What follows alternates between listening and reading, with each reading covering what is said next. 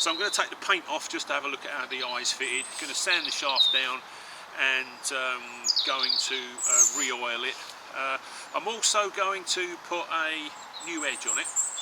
Now, Dave's axe comes with this lovely leather axe sheath that you can put on your belt, and this one doesn't. So what I'm going to do is I'm going to make a new sheath for it, and I think I'm probably going to go down the road of trying to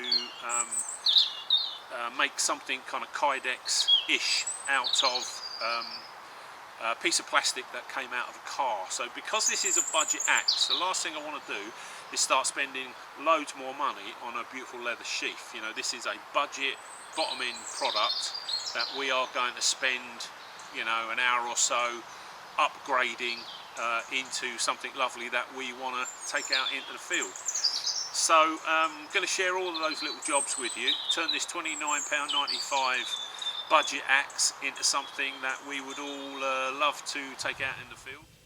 Okay, so this is my little knife sharpening kit. The little machine on the right, I'm going to post a video in the description box that you can go back to. It just introduces that knife sharpening machine, how it's used and what it can and cannot do, but just put that in the box for you.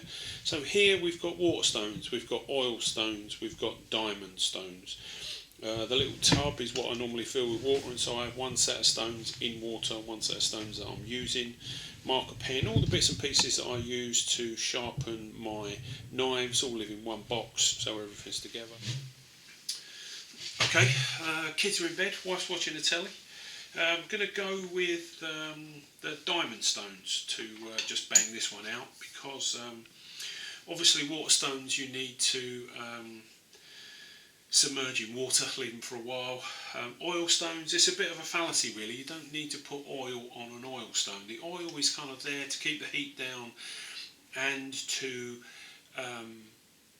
make sure that the face of the stone doesn't clog up with the microscopic metal that you're taking off of the edge in order to sharpen it, and that's all they're really doing. But you could as easily use diesel or petrol, which I haven't gone for because I don't want the kitchen smelling of diesel fuel for breakfast in the morning.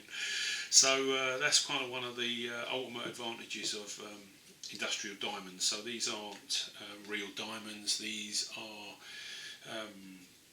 man-made, kind of man-grown commercial industrial diamonds. So we've got 200 grit, which is the harshest, then we're going down to 500, and then finally we're going down to 800. So they're my diamond stones. I think really I'm probably just going to bang in with a middle of the range kind of 500 and start there. I'm going to put that in the machine. I've set the machine to a 20-degree angle, but really sharpening things is a pretty simple science. What you need is continuity. So very simply, you need to put the same angle on one side as you do on the other. I have to turn around and say, historically, I have never been very good at that, doing it simply by hand, you know, maintaining the perfect 20-degree angle by hand with a stone. I have never really been great at. So this little gadget gives me consistency, which is imperative when you're trying to put a good edge on something. So we're going with a medium 500 grit kind of diamond stone, and we're going for a 20-degree angle, and that's what I'm going to start cracking on with now. So just like I do when I'm sharpening a knife, I've got this red kind of permanent pen, and all I'm doing is taking it along the edge of the blade. As soon as I start to use the machine, it'll start rubbing out that red line, and of course as soon as the red line starts to disappear, I know that I've got my edge. So you can just see there that we're starting to kind of rub out the red line. We're rubbing out about half of the thickness of it probably. And we're going to keep doing this until we get a burr on the other side of the blade, just on the very edge. You should just be able to feel it with your fingernail. When you've got that burr consistently along the whole length of the blade, then it's time to turn it over and do the other side.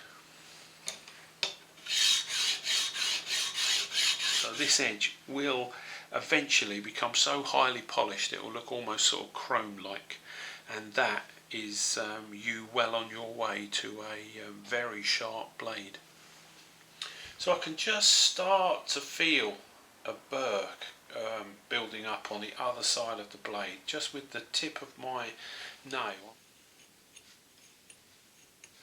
So this is my, it's just a piece of plywood with a piece of coarse leather, rough side up, made it myself, and this is just a little bit of honing paste.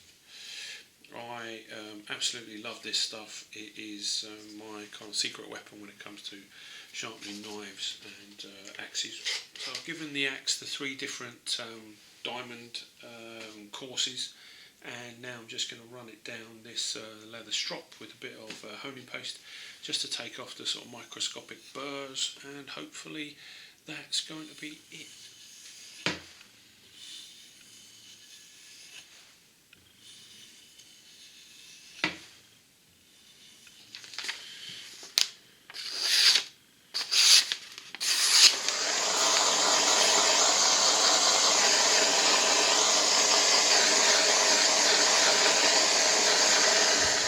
So this is just an old strap that I've got out of a box of kind of old bushcraft stuff, and this is going to be the retaining strap for the new sheath we've made for the axe.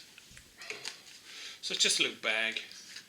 We're going to fix a strap that's going to go from here around the shaft, clip up on the other side, and that's our axe sheath.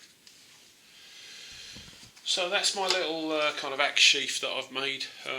Really simple. This was a bit of Cordura kind of straps that I had in a box, just laying there doing nothing, so I've chopped it up and I've made my axe sheath out of it.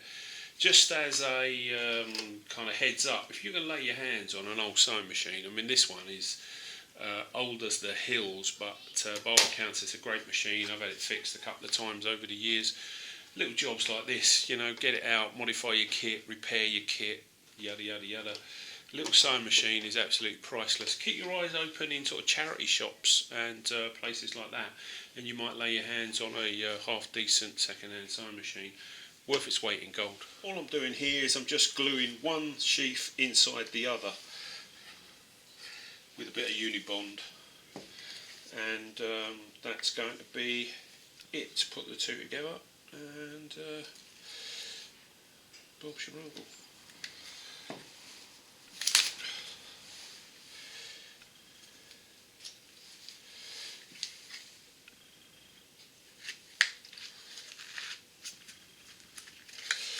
I left this piece on purely because I kind of thought I might want to carry it on a belt, and that might give it some more support, but I'm having to think about this. At some point I might chop it off. So there's my new axe sheath, just made out of scraps that I had lying around, and I think that's going to do exactly the job that we need it to.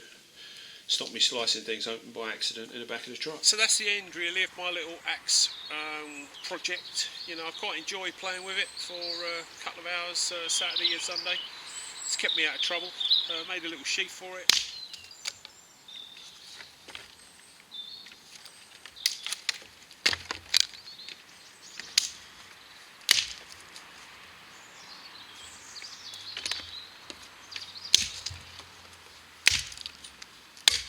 So this wood's wet, but we might get lucky.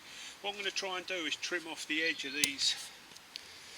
these rounds for you. So I like a lanyard on all of my knives and axes. You know, the other thing about cutting something like this is if you kneel down, when you swing, you've got zero chance of hitting yourself in the leg as if you were standing up. So if you miss whatever you're going for, the axe just goes straight into the ground. So little trick, but it's always worth kind of getting close to your work, trying to get something between you and it, and kneeling down if you haven't got anything else.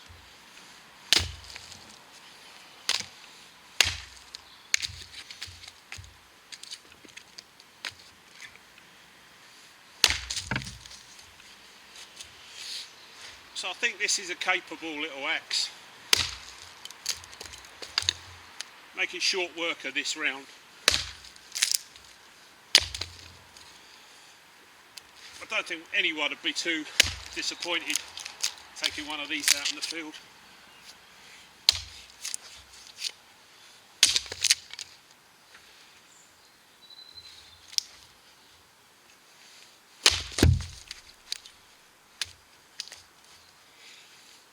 Like I say, I did spend an hour or so last night putting a good edge on it.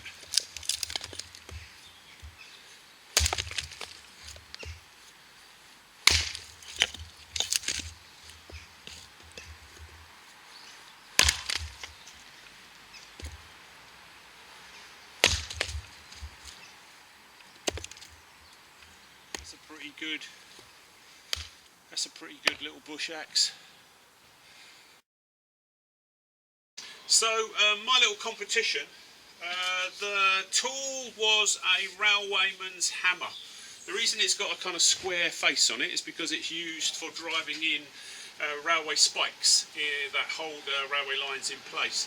The railway line goes in a cup, and that cup either has springs or shims on either side to hold the rail centrally. And the other end was designed to slide down the rail and tap the shim in place to sort of tighten things up. So, railwayman's hammer. The first person really that got anywhere near what it was a guy called Gunnar Backen, and he's been in touch.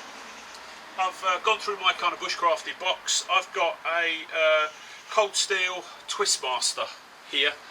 That one of the many things that I've bought from Cold Steel, along with my tomahawks and pretty much everything else. It's got the kind of twist lock on it, so it is your kind of quintessentially associated bushcraft knife. It's great for kind of whittling. It's got a carbon blade, so it will throw out some good sparks. I've just whizzed a new edge on it. Send me your address, I'll get that in the post for you ASAP. But thanks to everybody for having a go and you know, giving me your thoughts. I can't believe it was so popular. So I'll try and have a think, drag something else out, and maybe we can do that again. Hudson Bay Council Tools axe for a couple of days, and I think it's a slightly more capable tool than when I started. Looking forward to taking it out in the field. I don't think there's anything it's not going to be able to do. Haven't spent a penny. I made the sheath out of you know, gash and stuff that was just laying around, but I think that'll work. That'll take that out in the field. That'll stop me slicing my pack open and all the rest of it. I think this is where I say please thumbs up, share, like, subscribe, and if you're watching on Facebook, please follow. As always, any comments, love to hear them. Thanks. Got to give it a clean now.